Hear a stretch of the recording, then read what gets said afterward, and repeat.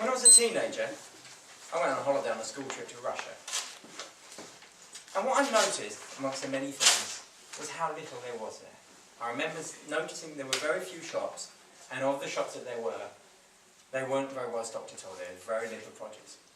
And I was thinking about this last weekend when I was standing in Sainsbury's, specifically in the cereal aisle, looking at row upon row upon row of cereal. How many cereals do you reckon there are? How many different cereals in an average supermarket? 200. 30? 200? 50. 50? 350. Wow. Why? Why? When did we decide we needed 350 different cereals to make us happy? Why not 250? Why not 150? Why not 5? Madam Toastmaster, fellow Toastmasters, and very welcome guests. Tonight I want to talk about the world of choice, and specifically about too much choice. I'm going to break it down into 3 areas. Firstly, I'm going to look at where we are overburdened with choice in society. Secondly, I want to look at where choice is just a bit of an illusion. And finally, I want to look at a bit of a reflection of how all this choice is really affecting us. So firstly, where have we got too much? Where have we got too much choice?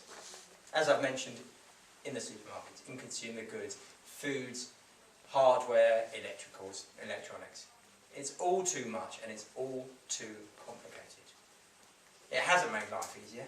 And all that seems to happen, certainly in my case, is I stand there and I look at row upon row upon row and upon row and think, which one do I pick? I look at my list, I look at the item, I look at my list, and I go home. And interestingly enough, some research has been done, a lot of blind tests have been done that say, people say, this is my favourite, this is my brand, the one that I like. And then you have the blind test, and they can't recognise it. So it's all a bit pointless. And I've noticed recently, the last few years, and I'm sure we all have, a whole industry has grown up to help us with these difficult choices. It's called the price comparison website, the consumer magazine.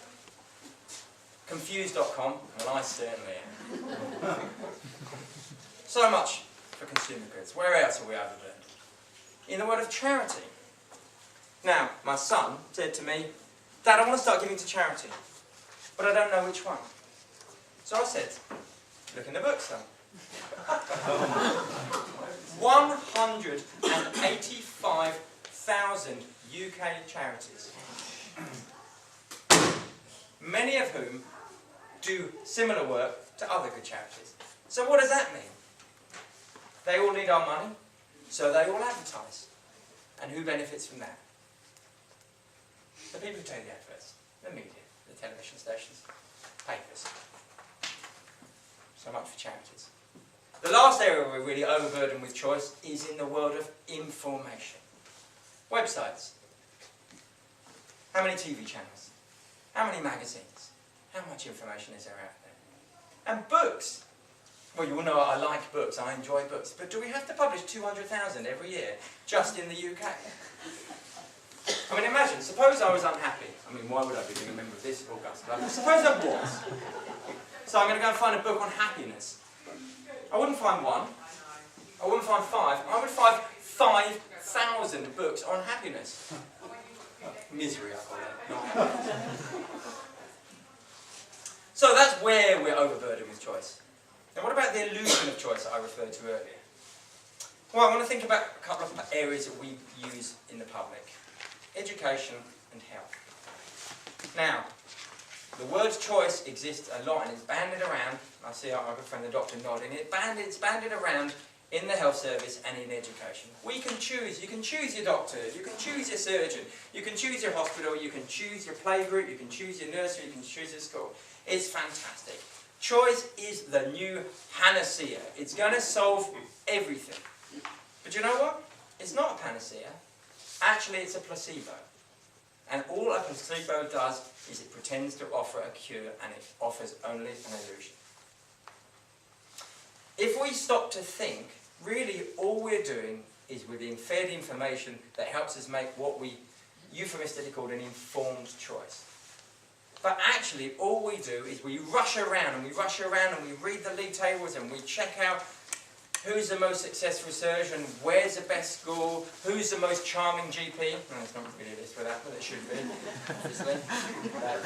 And what we want to do is we think we want to find the best, and do you know what? We want to avoid the worst.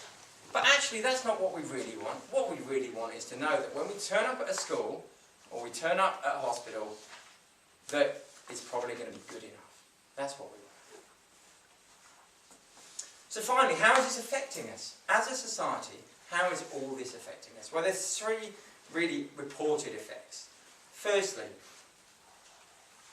is the idea that when we've got too much choice, there's always an element of dissatisfaction. You know, I've chosen this, but shouldn't I have chosen that? Really?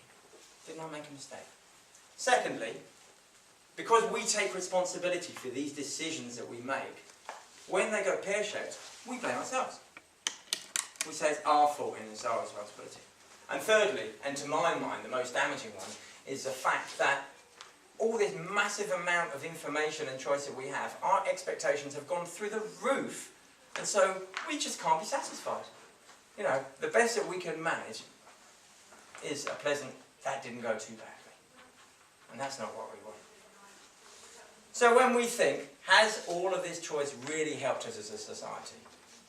We're more prosperous, more affluent, we can do more, but yet, divorce rates are up, suicide rates are up. You can see why I was put on first to get my cheap. Rates of depression are all up. People are not happier. I think those 10,000 books may have missed the mark somewhat. Now, I'm not saying we should have no choice. I'm not saying go back to where we were, you know, when I was talking about Russia earlier on in the day, where there was very little choice. I'm saying we've gone too far. We've created this Frankenstein's monster of too much choice. What we have to do is we have to step out of it, and we have to say, enough is enough. Make quick choices, trust your gut instincts, and then move on to doing something more important. Madam Speaker.